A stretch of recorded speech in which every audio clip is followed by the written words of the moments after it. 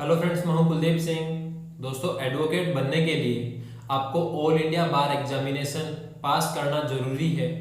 तो दोस्तों, all India bar examination की प्रिपरेशन कैसे करते हैं तो उसके बारे में डिटेल में आज मैं आपको बताऊंगा। लेकिन उससे पहले कुछ बेसिक इन्फॉर्मेशन मैं आपको देने वाला हूं। दोस्तों, जब भी आप अपनी लॉ की डिग्री कंप्लीट कर लें और उसके बाद में अगर आपको एज एन एडवोकेट कोर्ट में प्रैक्टिस करनी है तो उसके लिए सबसे पहले आपको अपने स्टेट बार काउंसिल में रजिस्ट्रेशन करवाना होता है।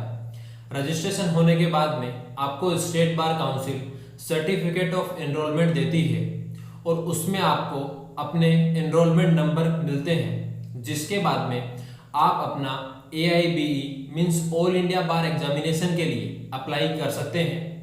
और दोस्तों, एक बार all India bar examination pass करने के बाद में आपको bar council of India certificate of practice देती है, जिसके बाद में आप ऑल ओवर इंडिया में किसी भी कोर्ट में एज एन एडवोकेट प्रैक्टिस कर सकते हैं।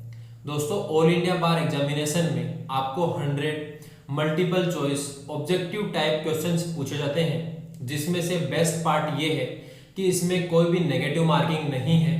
और दोस्तों, ये ओपन बुक एग्जाम होती है। दोस्तों, इसमें आपको कोई भी बुक लेकर के नहीं जानी है, बल्कि आपको बेयर एक्ट्स लेकर के जाने हैं, क्योंकि इस एग्जाम में डायरेक्टली बेयर एक्ट से क्वेश्चंस पूछे जाते हैं। दोस्तों, यहाँ पर क्वेश्चंस इस तरीके से पूछे जाएंगे।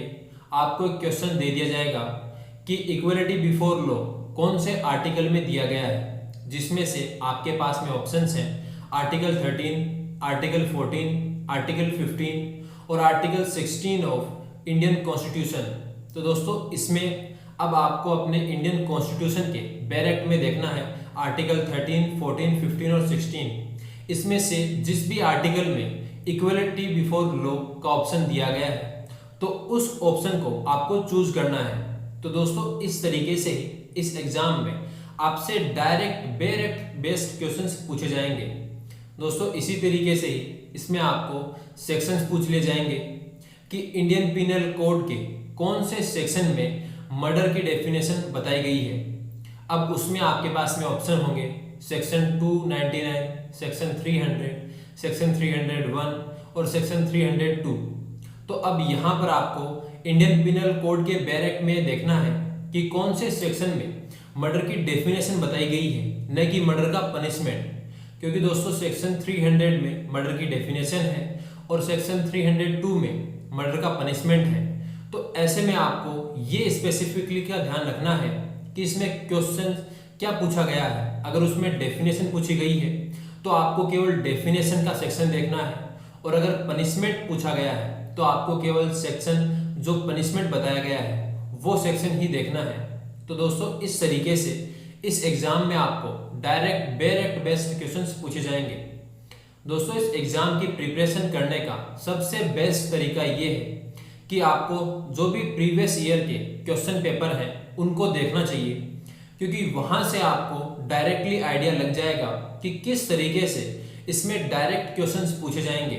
यहाँ पर दोस्तों, या तो आपको कोई आर्टिकल दे दिया जाएगा और फिर उसमें से पूछा जाएगा कि इसमें क्या बताया गया है, तो उसमें से आपको 4 ऑप्शंस मिलेंगे। इसके अलावा यहाँ पर इस तरीके से क्वेश्चन पूछा जा सकता है, इसमें आपको कोई भी एक वर्ड दे दिया जाएगा और फिर वो पूछा जाएगा कि ये कौन से आर्टिकल या फिर सेक्शन में है। तो दोस्तों, इस तरीके से ही यहाँ पर क्वेश्चंस पूछे जाएंगे। दोस्तों, इसके अलावा आपको इस बात की जानकारी होनी चाहिए कि इस एग्जाम को क्लियर करने के लिए आपको कौन कौन से बेयर एक्ट्स लेकर के जाने हैं। तो दोस्तों, आपको Indian constitution, criminal procedure code, civil procedure code, Indian penal code, Indian evidence act, Hindu marriage act और एडवोकेट्स एक्ट, ये सब बेयर एक्ट्स लेकर के जाने हैं। ये बेयर एक्ट्स अगर आप लेकर के जाते हैं तो दोस्तों, यहाँ पर आपके पास में इजीली इस एग्जाम को क्लियर करने के लिए अपॉर्चुनिटी है, क्योंकि दोस्तों, इन बेयर एक्ट्स में से ही बेसिकली क्वेश्चंस पूछे जाएंगे। और यहाँ पर आपको केवल बेयर एक्ट में ये देखना है कि कौन से आर्टिकल में जो पूछा गया है वो बताया है, या फिर कोई वर्ड अगर बताया है तो वो कौन से सेक्शन में है, तो इसको आप इजीली देख सकते हैं। तो दोस्तों, इस तरीके से आपको अपनी प्रिपरेशन करनी है।